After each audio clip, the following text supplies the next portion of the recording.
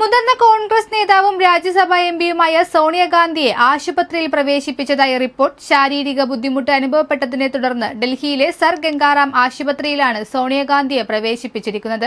സോണിയാഗാന്ധിയുടെ ആരോഗ്യനില തൃപ്തികരമാണെന്നും ഡോക്ടർമാരുടെ നിരീക്ഷണത്തിലാണെന്നും ആശുപത്രി അധികൃതർ അറിയിച്ചു. മക്കളായ രാഹുൽ ഗാന്ധിയും പ്രിയങ്ക ഗാന്ധിയും ആശുപത്രിയിലുള്ളതായാണ് റിപ്പോർട്ട്.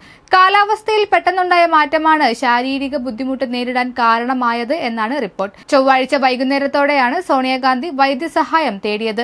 നിലവിൽ രാജസ്ഥാനിൽ നിന്നുള്ള രാജ്യസഭാ അംഗമാണ് 79-കാരിയായ സോണിയാഗാന്ധി. ഇന്ത്യൻ നാഷണൽ കോൺഗ്രസിന്റെ പാർലമെന്ററി ചെയർപേഴ്സൺ സ്ഥാനവും സോണിയാഗാന്ധി നിർവഹിക്കുന്നുണ്ട്. 5 തവണ ലോക്സഭാ എംപിയായ ശേഷമാണ് സോണിയാഗാന്ധി രാജ്യസഭയിലേക്ക് എത്തിയത്. കഴിഞ്ഞ വർഷങ്ങളിലായി പൊതുപരിപാടിയിൽ സോണിയാഗാന്ധിയുടെ സാന്നിധ്യം കുറവായിരുന്നു. സ്ഥിരമായി ആരോഗ്യകരമായ വെല്ലുവിളികൾ നേരിടുന്നതിനെ തുടർന്നാണ് പൊതുപരിപാടികളിൽ നിന്ന് മാറി നിന്നത് എന്നാണ് വിവരം.